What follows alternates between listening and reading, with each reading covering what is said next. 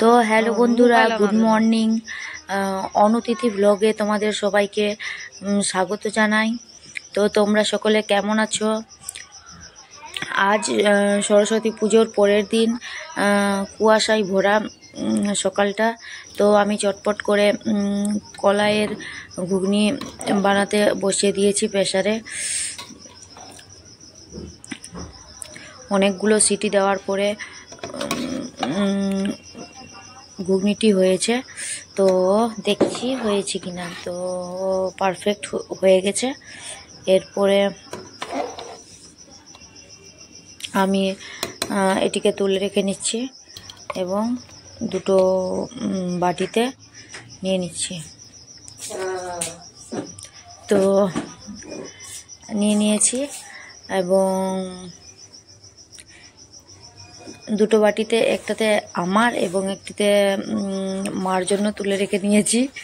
তো পাশেই মার বাড়ি, ফোন করে ডেকে নিয়েছি চটপট করে।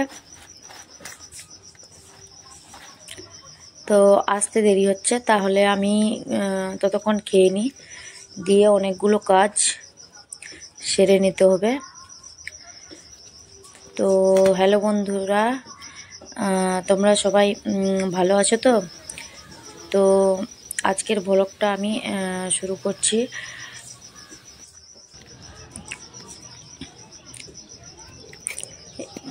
আমি খেয়ে নিলাম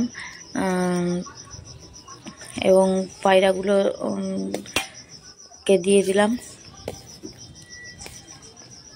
এখানে কিছুটা মুড়ি ছিটিয়ে দিয়েছি। তো পায়রাগুলো এসে খেয়ে নেবে। একটি পায়রা খাচ্ছে, আরও পায়রাগুলো আসবে। এই যে একটি কাক এসেছে।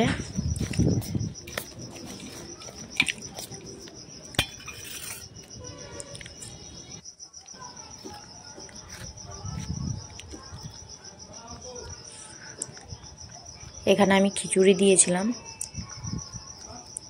পায়রাগুলো এসে খাচ্ছিল, আমাকে দেখে ভয়ে পালিয়ে গেল। তো দুটো বালতি ভরে কাপড় ডুবিয়ে নিয়েছি।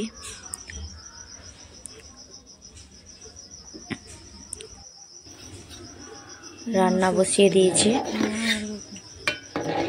রান্না সেরে আবার কাপড়গুলো কেচে নিতে হবে, তাই রান্নাগুলো বসিয়ে দিয়েছি। তো গ্যাসে ভাত এবং উনুনে বাঁধাকপির সবজি। তো আলুগুলো ভেজে নিচ্ছি এবং বাঁধাকপি কেটে রেখেছি। আরেকটা কাটবো কিনা ভাবছি। তো ভাবতে ভাবতে কেটেই নি, কারণ সেগুলো গলে যায়, তো অল্প হয়ে যায়, সেই জন্য কেটে নিলাম। কেটে নিয়ে উনুনে দিয়ে দিলাম।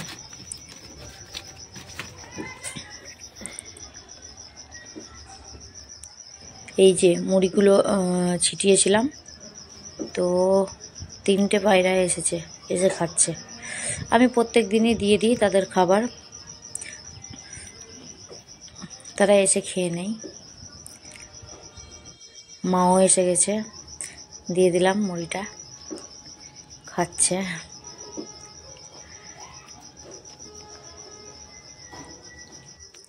আমি বসে বসে মটরশুঁটিগুলো ছড়িয়ে নিলাম।